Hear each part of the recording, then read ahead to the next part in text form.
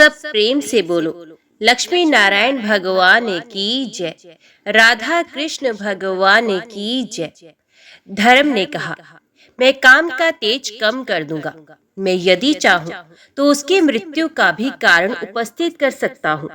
मैंने एक ऐसा उपाय सोच लिया है जिससे ये काम आज ही भाग खड़ा होगा। ये महाप्रज्ञा पक्षिणी का रूप धारण करके शुक्ला के घर जाए और अपने मंगलमय शब्द से उसको स्वामी के शुभ आगमन की सूचना दी। धर्म के भेजने से प्रज्ञा शुक्ला के घर में गई और वहां मंगलजनक शब्द का उच्चारण किया। शुक्ला ने धूप गंध आदि के द्वारा उसका समादर और पूजन किया तथा सुयोग्य ब्राह्मण को बुलाकर पूछा, इस शकुन का क्या तात्पर्य है? मेरे पति देव कब आएंगे? ब्राह्मण ने कहा, भद्रे, ये शगुन तुम्हारे स्वामी के शुभ आगमन की सूचना दे रहा है। वे 7 दिन से पहले यहाँ अवश्य आ जाएंगे, इसमें अंतर नहीं हो सकता। ब्राह्मण का ये मंगल में वचन सुनकर शुक्ला को बड़ी प्रसन्नता हुई। उधर कामदेव की भेजी हुई क्रीड़ा सती स्त्री का रूप धारण करके उस सुंदरी पतिव्रता के घर गई। उस रूपवती नारी को आई देख शुक्ला ने आदर युक्त वचन कहकर उसका सम्मान किया और अपने को धन्य माना। उसके पुण्य में वाणी से पूजित होकर क्रीड़ा मुस्कुराती हुई बातचीत करने लगी। उसका माया में वचन विश्व को मोहित करने वाला था। सुनने पर सत्य और विश्वास के योग्य जान पड़ता था। क्रीड़ा बोली, देवी, मेरे स्वामी बड़े बलवान, गुणज्ञ, धीर तथा अत्यंत पुण्यात्मा है, परंतु मुझे छोड़कर ना जाने कहाँ चले गए हैं। वे मेरे पूर्व जन्म के कर्मों का फल है जो आज इस रूप में सामने आया है। मैं कैसी मंद भागिनी हूँ, महाभागे।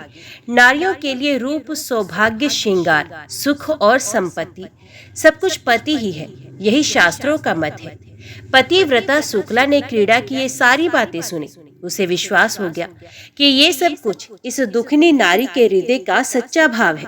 वे उसके दुख से दुखी हो गई और अपनी बातें भी उसे बताने लगी। उसने पहले का अपना सारा हाल थोड़े में कह सुनाया। अपने दुख सुख की बात बताकर मनस्विनी शुक्ला चुप हो गई।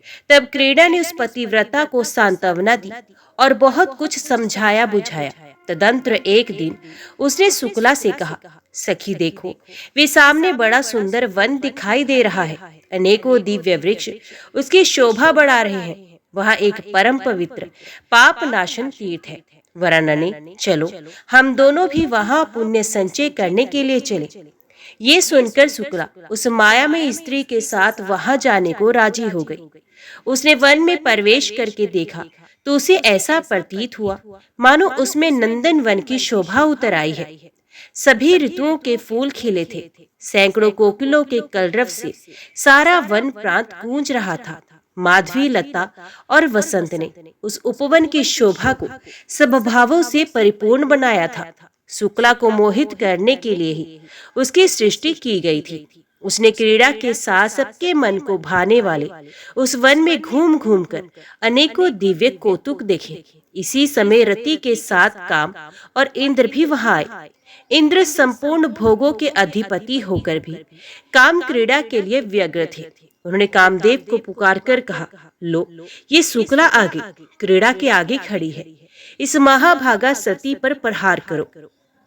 कामदेव बोला, सहस्त्रलोचन, लीला और चातुर्य से युक्त अपने दिव्य रूप को प्रकट कीजिए, जिसका आश्रय लेकर मैं इसके ऊपर अपने 5 बाणों का पृथक पृथक प्रहार करूं। त्रिशूलधारी महादेव ने मेरे रूप को पहले ही हर लिया, मेरा शरीर है ही नहीं। जब मैं किसी नारी को अपने बाणों का निशाना बनाना चाहता हूँ, उसमें पुरुष शरीर का आश्रय लेकर अपने रूप को प्रकट करता हूँ। इसी तरह पुरुष पर प्रहार करने के लिए मैं नारी देह का आश्रय लेता हूँ। पुरुष जब पहले पहल किसी सुंदरी नारी को देखकर बारंबार उसी का चिंतन करने लगता है, तब मैं चुपके से उसके भीतर घुसकर उसे उन्मत्त बना देता हूँ।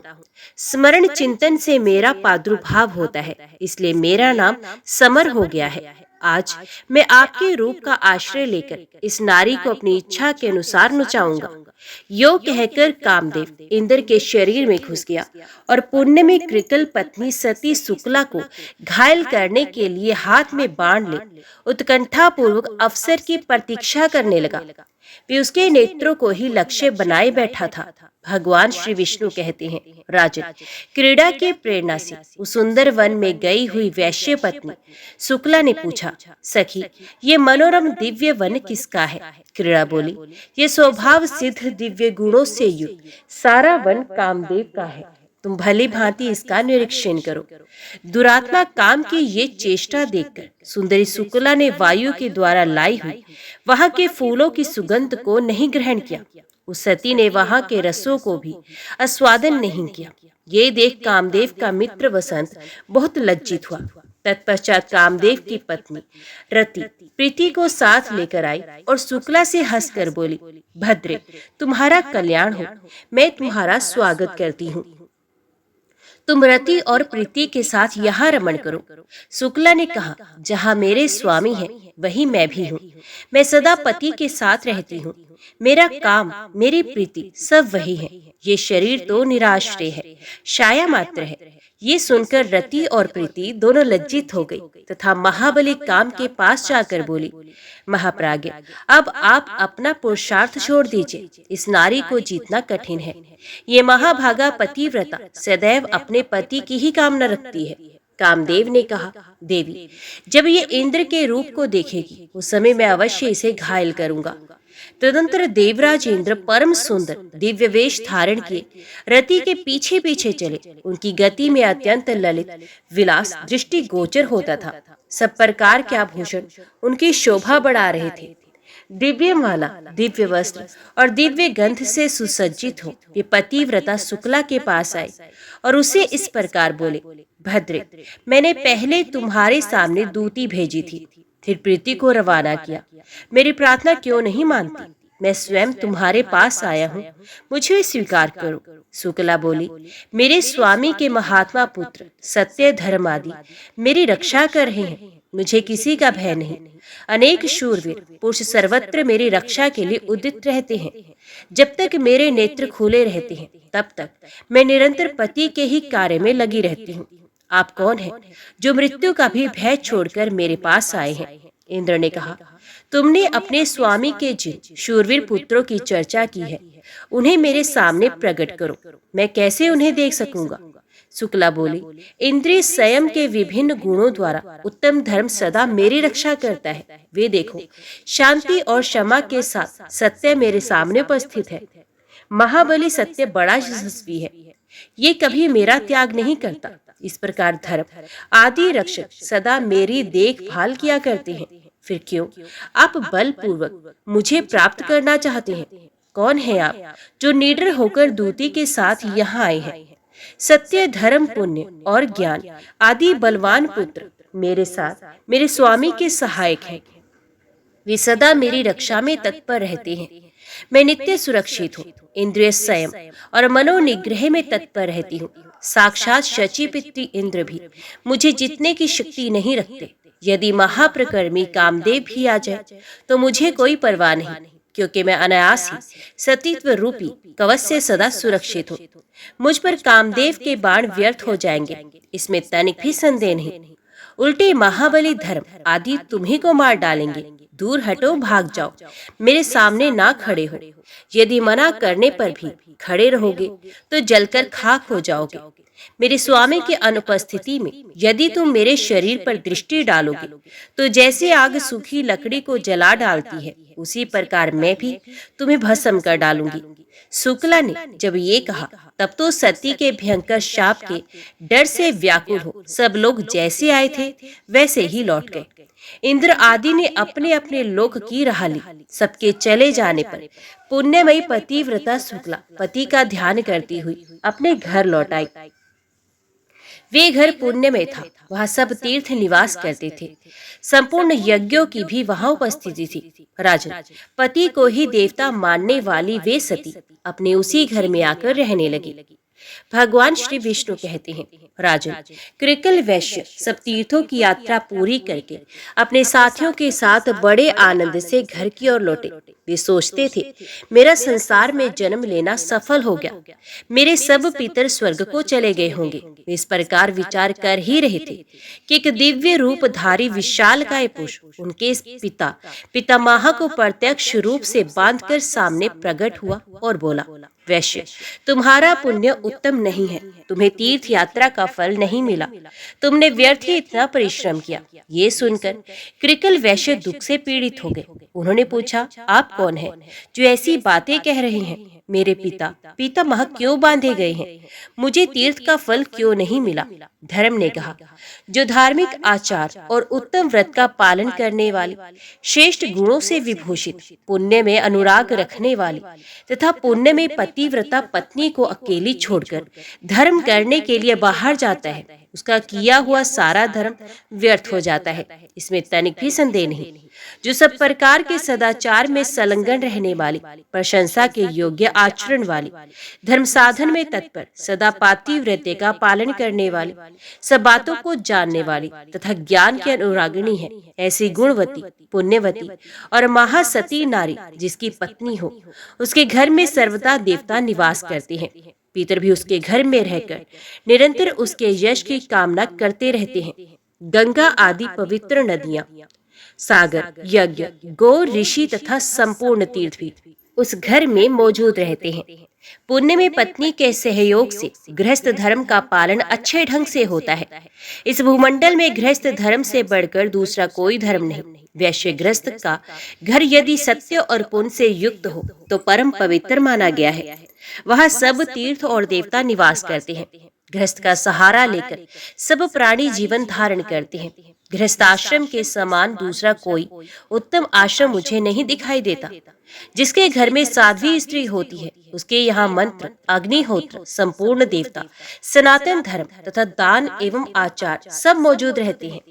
इसी प्रकार जो पत्नी से रहते हैं, उसका घर जंगल के समान है। वहाँ किए हुए यज्ञ तथा भांति भांति के दान सिद्धिदायक नहीं होते।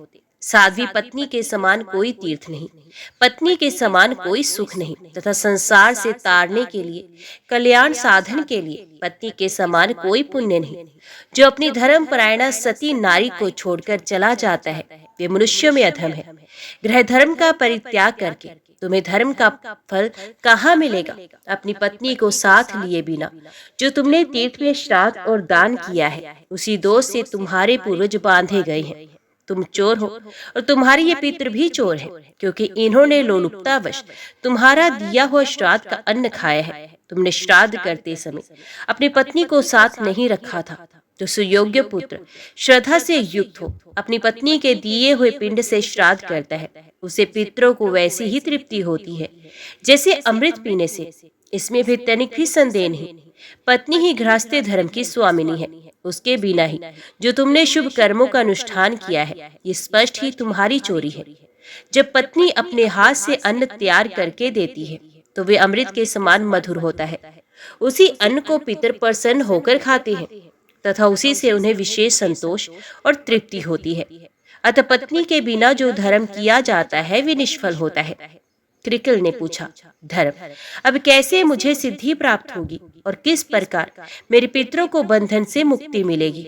धर्म ने कहा, महाराज, अपने घर जाओ। तुम्हारी धर्म परायणा पुण्यवती पत्नी शुक्ला तुम्हारे बिना बहुत दुखी हो गई थी। उसे सांत्वना दो और उसी के हाथ से श्राद्ध करो। अपने घर पर ही पुण्य तीर्थों का स्मरण करके तुम श्रेष्ठ देवताओं का पूजन करो। इससे तुम्हारी की हुई तीर्थ यात्रा सफल हो जाएगी। भगवान श्री विष्णु कहते हैं, राजा, यूं कहकर धर्म जैसे आए थे वैसे ही लौट गए। परम बुद्धिमान कृकल भी अपने घर गए और पतिव्रता पत्नी को देखकर मन ही मन बहुत प्रसन्न हुए। शुक्ला ने स्वामी को आया देख उनके शुभ आगमन के उपलक्ष्य में मांगलिक कार्य किया। तत्पश्चात धर्मात्मा वैश्य ने धर्म की सारी चेष्टा बताई। स्वामी के आनंददायक वचन सुनकर महाभागा शुक्ला को बड़ा हर्ष हुआ। उसके बाद कृकल ने घर पर ही रहकर पत्नी के साथ श्रद्धा पूर्वक श्राद्ध और देव पूजन आदि पुण्य कर्म का अनुष्ठान किया। इससे प्रसन्न होकर देवता, पितृ और मुनिगण विमानों के द्वारा वहां आए और महात्मा कृकल और उसकी महानुभावा पत्नी दोनों की सराहना करने लगे। मैं ब्रह्मा तथा महादेव जी भी अपनी अपनी देवी के साथ वहां गए। संपूर्ण देवता उस सती के सत्य से संतुष्ट थे।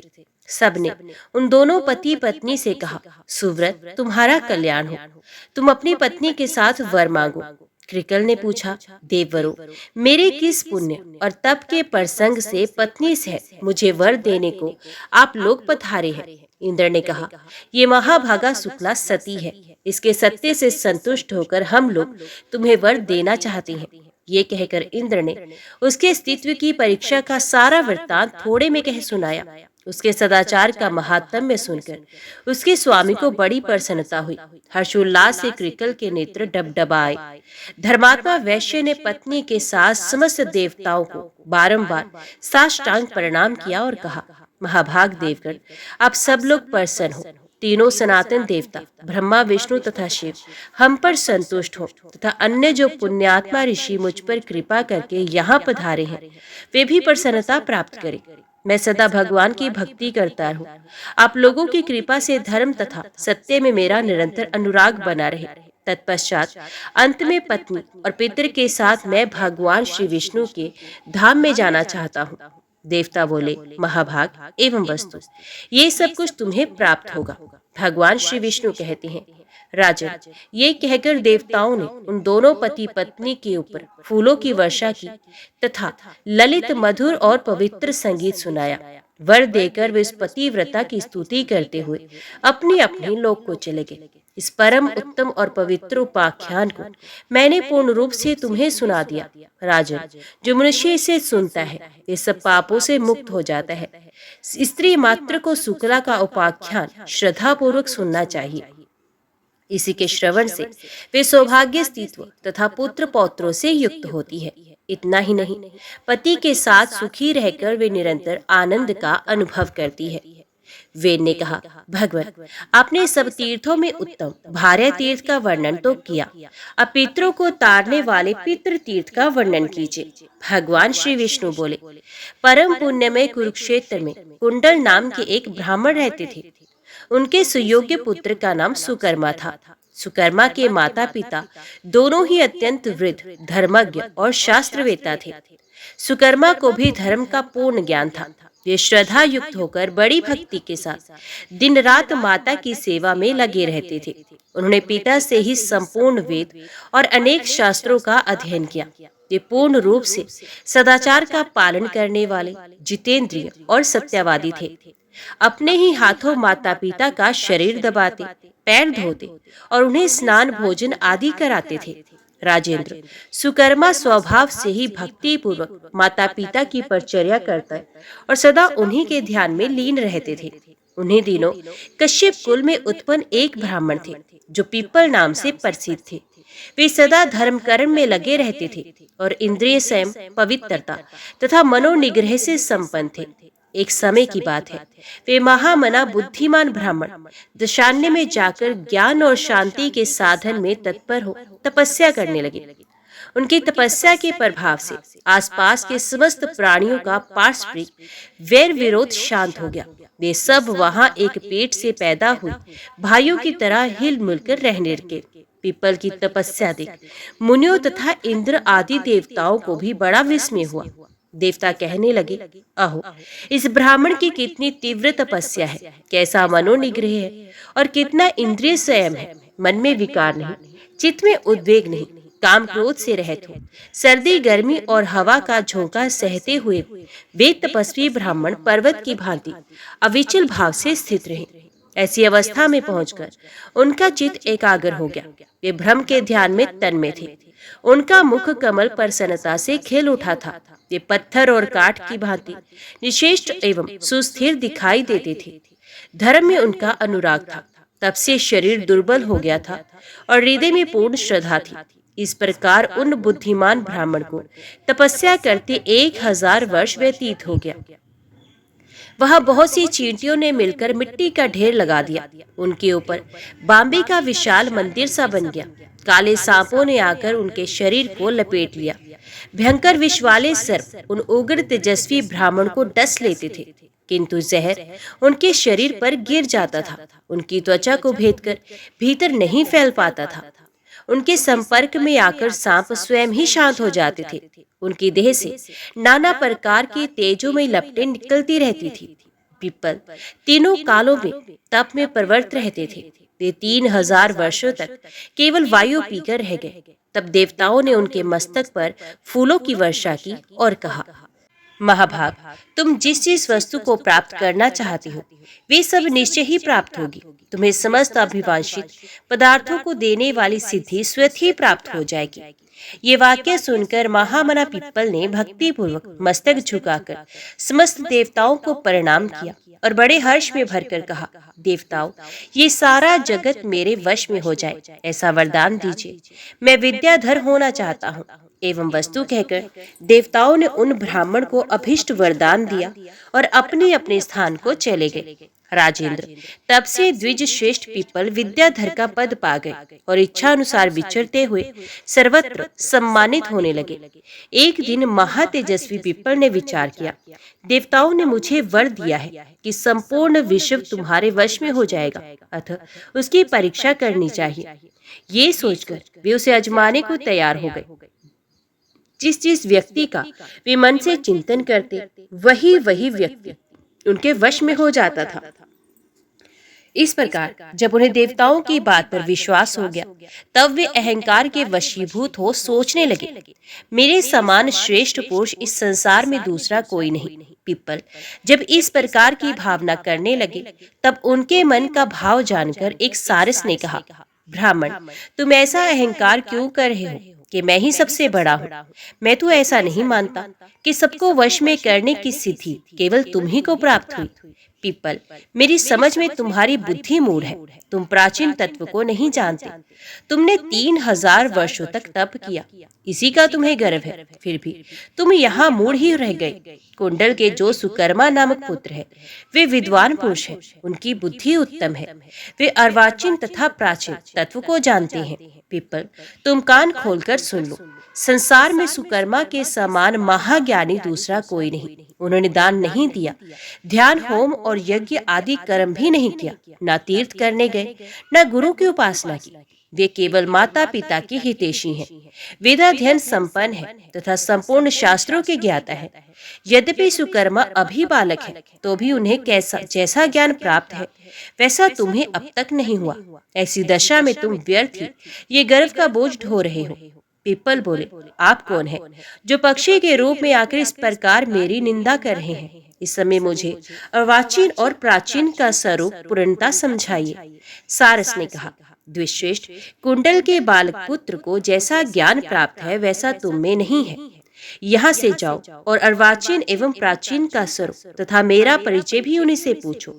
वे धर्मात्मा है, तुम्हें सारा ज्ञान बताएंगे। सारस की ये बात सुनकर विप्र व पिप्पल बड़े वेग से कुंडल के आश्रम की ओर गए। वहां पहुंचकर उन्होंने देखा सुकर्मा माता पिता की सेवा में लगे हैं। वे सत्य पराक्रमी महात्मा अपने माता पिता के चरणों के निकट बैठे थे। उनके भीतर बड़ी भक्ति थी। वे परम शांत और संपूर्ण ज्ञान की महान निधि जान पड़ते थे। कुंडल कुमार सुकर्मा ने जब पिप्पल को अपने द्वार पर आया देखा, तब वे आसन छोड़कर तुरंत खड़े हो गए और आगे बढ़कर उनका स्वागत किया। फिर उनको आसन, पाद्म और अर्घ्य आदि निवेदन करके पूछा, महाप्राज्ञ, आप कुशल से तो है ना? मार्ग में कोई कष्ट तो नहीं हुआ जिस कारण से आपका यहाँ आना हुआ? वे सब मैं बताता हूँ। महाभाग, आपने 3000 वर्षों तक तपस्या करके देवताओं से वरदान प्राप्त किया, सबको वश में करने की शक्ति और इच्छा अनुसार गति पाई है। इससे उन्मुख हो जाने के कारण आपके मन में गर्व हो आया। तब महात्मा सारस ने आपकी सारी चेष्टा देखकर आपको मेरा नाम बताया और मेरे उत्तम ज्ञान का परिचय दिया। पीपल ने पूछा, ब्राह्मण, नदी के तीर पर जो सारस मिला था, जिसने मुझे ये कहकर आपके पास भेजा कि वे सब ज्ञान बता सकते हैं, वे कौन था? सुकर्मा ने कहा, विप्रवर, सरिता के तट पर जिन्होंने सारस के रूप में आपसे बात की थी, वे साक्षात महात्मा ब्रह्मा जी थे। ये सुनकर धर्मात्मा पीपल ने कहा, ब्राह्मण, मैंने सुना है सारा जगत आपके अधीन है। इस बात को देखने के लिए मेरे मन में उत्कंठा हो रही है। आप यत्न करके मुझे अपनी ये शक्ति दिखाइए। तब सुकर्मा ने पीपल को विश्वास दिलाने के लिए देवताओं का स्मरण किया। उनके आवाहन करने पर संपूर्ण देवता वहां आए और सुकर्मा से इस प्रकार बोले, ब्राह्मण, तुमने किस लिए हमें याद किया है, इसका कारण बताइए। सुकर्मा ने कहा, देवगण, विद्याधर पीपल आज मेरे अतिथि हुए हैं। ये इस बात का प्रमाण चाहते हैं कि संपूर्ण विश्व मेरे वश में कैसे है। इन्हें विश्वास दिलाने के लिए ही मैंने आप लोगों का आवाहन किया है। अब आप अपने अपने स्थान को पधारें। तब देवताओं ने कहा, ब्राह्मण, हमारा दर्शन निष्फल नहीं होता, तुम्हारा कल्याण हो। तुम्हारे मन को जो रुचिकर प्रतीत हो वही वरदान हमसे मांग लो। तब द्विज श्रेष्ठ सुकर्मा ने देवताओं को भक्ति पूर्वक प्रणाम करके वरदान मांगा। देवेश्वरों, माता पिता के चरणों में मेरी उत्तम भक्ति सदा सुस्थिर रहे तथा मेरे माता पिता भगवान श्री विष्णु के धाम में पधारे। देवता बोले, विप्रवर, तुम माता पिता के भक्त तो हो ही, तुम्हारी उत्तम भक्ति और भी बढ़े। यो कहकर संपूर्ण देवता स्वर्गलोक को चले गए। पीपल ने भी वे महान और अद्भुत कौतुक प्रत्यक्ष देखा।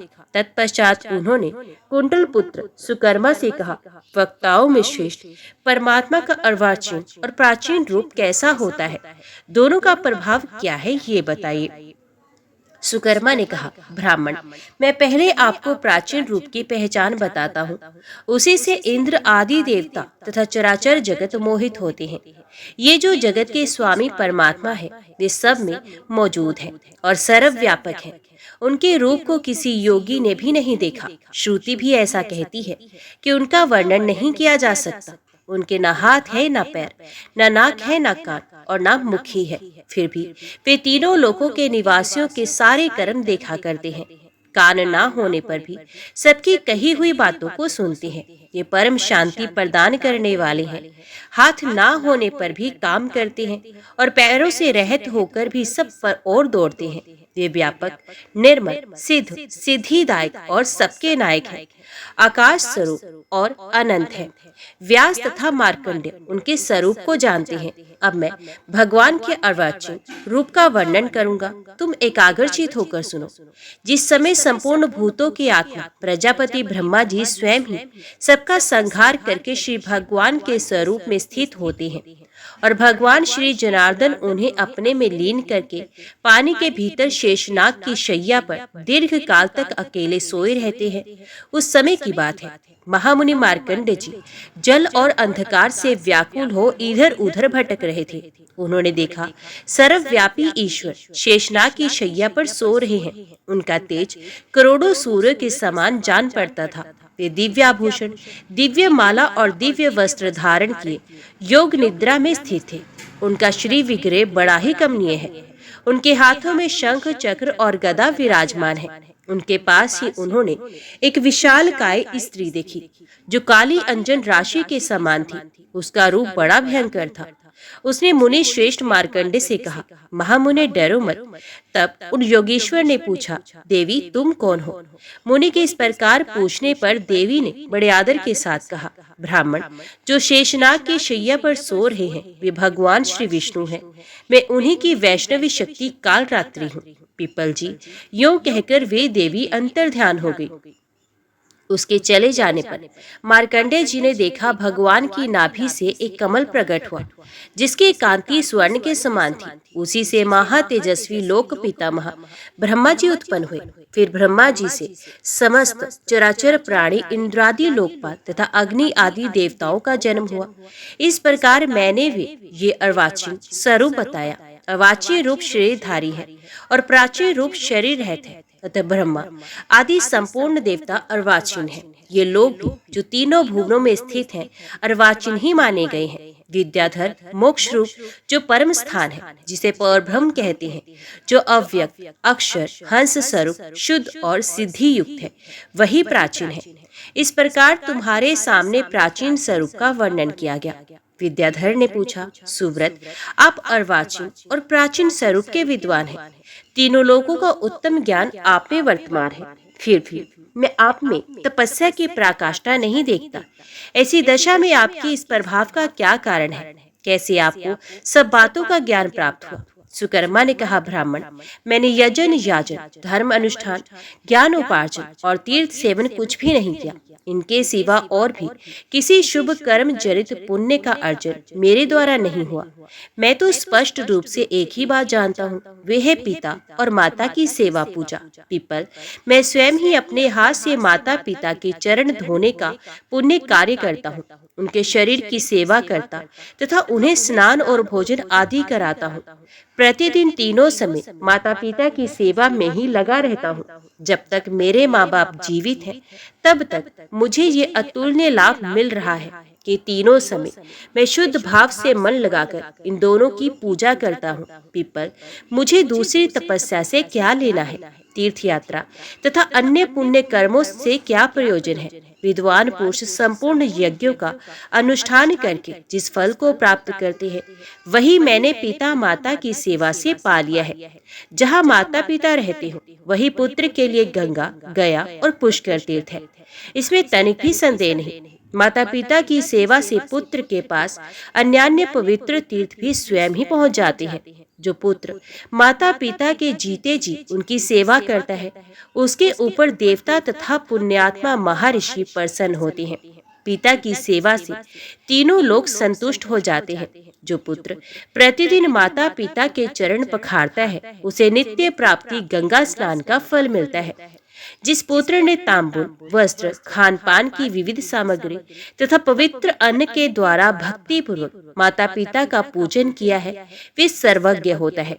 द्विश्रेष्ठ माता पिता को स्नान कराते समय जब उनके शरीर से जल के छींटे उछटकर पुत्र के संपूर्ण अंगों पर पड़ते हैं, उस समय उसे संपूर्ण तीर्थों में स्नान करने का फल मिल जाता है।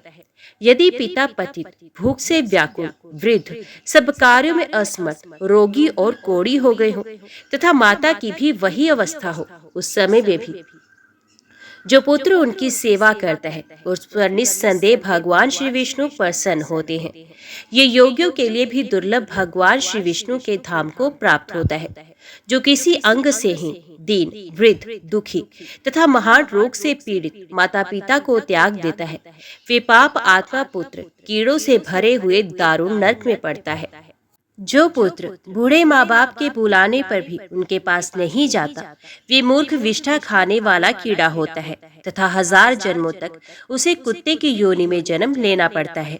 वृद्ध माता पिता जब घर में मौजूद हो, उस समय जो पुत्र पहले उन्हें भोजन कराए बिना स्वयं अन्न ग्रहण करता है, वे घृणित कीड़ा होता है और 1000 जन्मों तक मलमूत्र भोजन करता है। इसके सिवा वे पापी 300 जन्मों तक काला नाग होता है। जो पुत्र कटु वचनों द्वारा माता पिता की निंदा करता है, वे पापी बाघ की योनि में जन्म लेता है तथा और भी बहुत दुख उठाता है। जो पाप आत्मा पुत्र माता पिता को प्रणाम नहीं करता, वे 1000 युगों तक कुंभीपाक नरक में निवास करता है। पुत्र के लिए माता पिता से बढ़कर दूसरा कोई तीर्थ नहीं। माता पिता इस लोक और परलोक में भी नारायण के समान है। इसलिए महाप्राज्ञ, मैं प्रतिदिन माता पिता की पूजा करता और उनके योग क्षेम की चिंता में लगा रहता हूँ। इसी से तीनों लोक मेरे वश में हो जाते हैं। माता पिता के प्रसाद से ही मुझे प्राचीन तथा वसुदेव स्वरूप अर्वाचीन तत्व का उत्तम ज्ञान प्राप्त हुआ है। मेरी सर्वज्ञता में माता पिता की सेवा ही कारण है। भला कौन ऐसा विद्वान पुरुष होगा जो माता पिता की पूजा नहीं करेगा? ब्राह्मण श्रुति, उपनिषद और शास्त्रों सहित संपूर्ण वेदों के सांगोपांग अध्ययन से ही क्या लाभ हुआ? यदि उसने माता पिता का पूजन ही नहीं किया, उसका वेदाध्ययन व्यर्थ है। उसके यज्ञ, तप, दान और पूजन से कोई लाभ नहीं। जिसने माँ बाप का आदर नहीं किया, उसके सभी शुभ कर्म निष्फल होते हैं। माता पिता ही पुत्र के लिए धर्म, तीर्थ, मोक्ष, जन्म के उत्तम फल, यज्ञ और दान आदि सब कुछ है। अब मैं इस विश्व में पुण्यात्मा राजा याति के चरित्र का वर्णन करूंगा, जो संपूर्ण पापों का नाश करने वाला है। सोमवंश में एक नहुष नाम के राजा हो गए हैं। उन्होंने अनेकों दान धर्मों का अनुष्ठान किया, जिनकी कहीं तुलना नहीं थी। उन्होंने अपने पुण्य के प्रभाव से इंद्रलोक पर अधिकार प्राप्त किया था। उन्हीं के पुत्र राजा याति हुए, जो शत्रु का मान मर्दन करने वाले थे। वे सत्य का आश्रय ले धर्म पूर्वक प्रजा का पालन करते थे। प्रजा के सब कार्यों की स्वयं ही देखभाल किया करते थे। ये उत्तम धर्म की महिमा सुनकर सब प्रकार के दान, पुण्य, यज्ञ अनुष्ठान एवं तीर्थ सेवन आदि में लगे रहते थे। महाराज याति ने 80,000 वर्षों तक इस पृथ्वी का राज्य किया। उनके 4 पुत्र हुए, जो उन्हीं के समान शूरवीर, बलवान और पराक्रमी थे। तेज और पुरुषार्थ में भी वे पिता की समानता करते थे। इस प्रकार याति ने दीर्घ काल तक धर्म पूर्वक राज्य किया। एक समय की बात है, ब्रह्मा जी के पुत्र नारद जी इंद्रलोक में गए। उन्हें आया देख इंद्र ने भक्ति पूर्वक मस्तक झुकाकर प्रणाम किया और मधुपर्क आदि से उनकी पूजा करके उन्हें एक पवित्र आसन पर बिठाया। तत्पश्चात वे उन महामुनि से पूछने लगे, देवऋषि, किस लोक से आपका यहाँ आना हुआ है तथा यहाँ पर्दापन करने का क्या उद्देश्य है?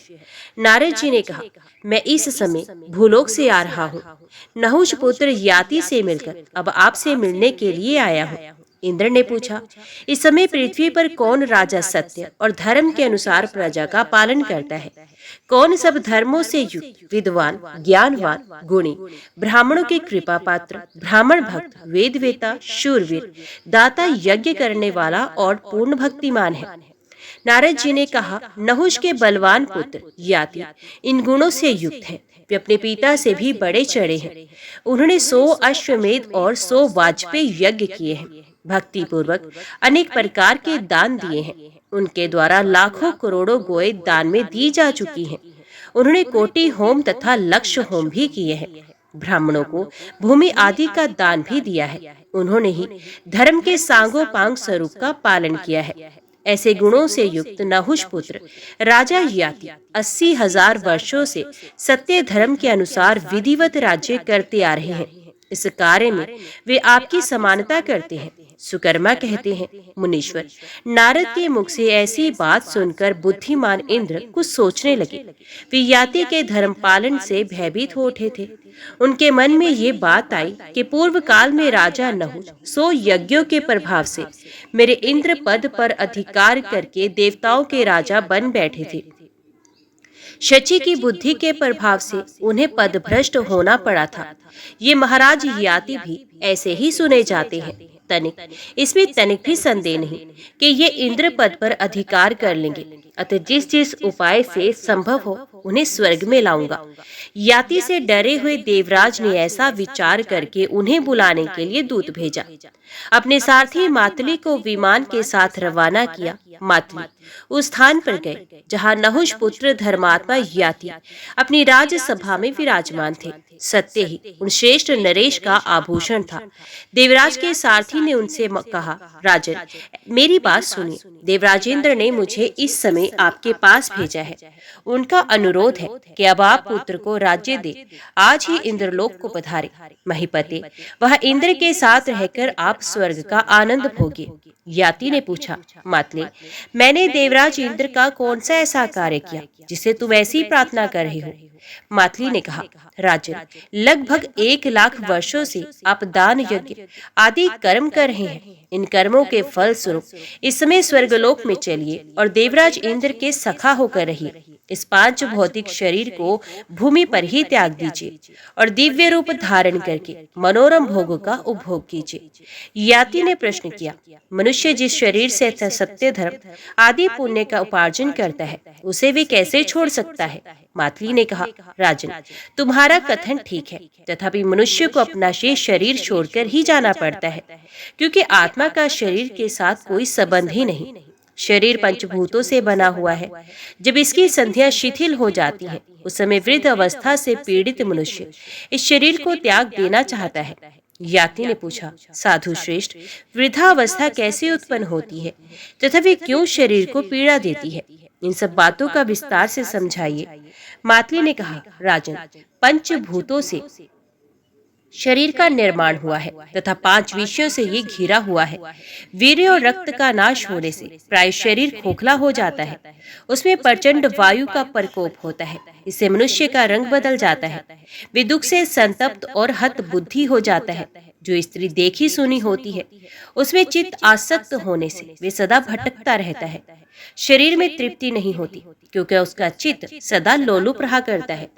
जब कामी मनुष्य मांस और रक्त क्षीण होने से दुर्बल हो जाता है, तब उसके बाल पक जाते हैं। कामअग्नि से शरीर का शोषण हो जाता है। वृद्ध होने पर भी दिन दिन उसकी कामना बढ़ती रहती है। बूढ़ा मनुष्य जो जो स्त्री के सहवास का चिंतन करता है, त्यों त्यों उसके तेज की हानि होती है। अतः काम नाश स्वरूप है। ये नाश के लिए ही उत्पन्न होता है। काम एक भयंकर ज्वर है जो प्राणियों का काल बनकर उत्पन्न होता है। इस प्रकार इस शरीर में जीर्णता, जरावस्था आती है। याति ने कहा, मातले, आत्मा के साथ ये शरीर ही धर्म का रक्षक है, तो भी ये स्वर्ग को नहीं चाहता। इसका क्या कारण है, ये बताओ। मातली बोले, महाराज, 5 भूतों का आपस में ही मेल नहीं, फिर आत्मा के साथ उनका मेल कैसे हो सकता है? आत्मा के साथ इनका संबंध बिल्कुल नहीं है। शरीर समुदाय में भी संपूर्ण भूतों का पूर्ण संघट नहीं है, क्योंकि जरावस्था से पीड़ित होने पर सभी अपने अपने स्थान को चले जाते हैं। इस शरीर में अधिकांश पृथ्वी का भाग है। ये पृथ्वी की समानता को लेकर ही प्रतिष्ठित है। जैसे पृथ्वी स्थित है, उसी प्रकार ये भी यहीं स्थित रहता है। अतः शरीर स्वर्ग को नहीं जाता। याति ने कहा, मातले, मेरी बात सुनो। जब पाप से भी शरीर गिर जाता है और पुण्य से भी, तब मैं इस पृथ्वी पर पुण्य में कोई विशेषता नहीं देखता। जैसे पहले शरीर का पतन होता है, उसी प्रकार पुण्य दूसरे शरीर का जन्म भी हो जाता है। किंतु उस देह की उत्पत्ति कैसे होती है, मुझे इसका कारण बताओ। मातली बोले, राजन, नारकी पुरुषों के अधर्म मात्र से एक ही क्षण में भूतों के द्वारा नूतन शरीर का निर्माण हो जाता है। इसी प्रकार एकमात्र धर्म से ही देवत्व की प्राप्ति कराने वाले दिव्य शरीर की तत्काल उत्पत्ति हो जाती है। उसका आविर्भाव भूतों के सारतत्व से होता है। कर्मों के मेल से जो शरीर उत्पन्न होता है, उसे रूप के परिणाम में 4 प्रकार का समझना चाहिए। स्थावरों को उद्भिज कहते हैं। उन्हें तृण, गुलम और लता आदि के रूप में जानना चाहिए। कृमि, कीट और पतंग आदि प्राणी स्वेदज कहलाते हैं। समस्त पक्षी, नाके और मछली आदि जीव अंडज है। मनुष्य और चौपायों को जरायुज जानना चाहिए। भूमि के पानी से सींचे जाने पर बोए हुए अन्न में उसकी गर्मी चली जाती है। फिर वायु से संयुक्त होने पर क्षेत्र में बीज जमने लगता है। पहले तपे हुए बीज जब पुनः जल से सींचे जाते हैं, तब गर्मी के कारण उनमें मृदुता आ जाती है। फिर वे जड़ के रूप में बदल जाते हैं। उस मूल से अंकुर की उत्पत्ति होती है। अंकुर से पत्ते निकलते हैं, पत्ते से तना, तने से कांट, कांट से प्रभव, प्रभव से दूध और दूध से तंडुल उत्पन्न होता है। तंडुल के पक जाने पर अनाज की खेती तैयार हुई समझी जाती है। अनाजों में अघनी धान से लेकर जौ तक 10 अन्न श्रेष्ठ माने गए हैं। उनमें फल की प्रधानता होती है। शेष अन्न शूद्र बताए गए। भक्ष्य, भोज्य, पेय, लेह, चोष्य और खाद्य, ये अन्न के 6 भेद हैं तथा मधुर आदि 6 प्रकार के रस हैं। देहधारी उस अन्न को पिंड के समान कौर या ग्रास बनाकर खाते हैं। वे अन्न शरीर के भीतर उदर में पहुंचकर समस्त प्राणों को स्थिर करता है।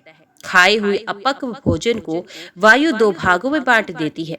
अन्न के भीतर प्रवेश करके उसे पचाती और पृथक पृथक गुणों से युक्त करती है। अग्नि के ऊपर जल और जल के ऊपर अन्न को स्थापित करके प्राण स्वयं जल के नीचे स्थित हो धीरे धीरे जठराग्नि को प्रज्वलित करता है। वायु से उद्दीप्त की हुई अग्नि जल को अधिक गर्म कर देती है। उसकी गर्मी के कारण अन्न सब ओर से भली भांति पच जाता है। पचा हुआ अन्न कीट और रस इन 2 भागों में विभक्त होता है। इनमें कीट मलरूप से 12 छिद्रों द्वारा शरीर के बाहर निकलता है। 2 कान, 2 नेत्र, 2 नासा छिद्र, जीवा, दांत, ओठ, लिंग, गुदा और रोमकूप, यही मल निकालने के 12 मार्ग हैं। इनके द्वारा कफ, पसीने और मल मूत्र आदि के रूप में शरीर का मैल निकलता है। हृदय कमल में शरीर की सब नाड़ियां आबद्ध हैं। उनके मुख में प्राण अन्न का सूक्ष्म रस डाला करता है। वे बारंबार उस रस से नाड़ियों को भरता रहता है तथा रस से भरी हुई नाड़ियां संपूर्ण देह को तृप्त करती रहती हैं। ओम नमो भगवते वासुदेवाय नमः। जय श्री राधे कृष्ण। आज के वीडियो में इतना ही। उम्मीद करती हूँ वीडियो आपको पसंद आई होगी। वीडियो पसंद आई हो तो वीडियो को लाइक और चैनल को सब्सक्राइब जरूर कीजिएगा। जय श्री हरि लिखकर कमेंट बॉक्स में अपनी हाजिरी और अपने सुझाव देना ना भूलेगा। तो मिलते हैं अगली कथा अगली वीडियो के साथ। तब तक के लिए देखते व सुनते रहिए। जय मां कंजक, जय माता दी।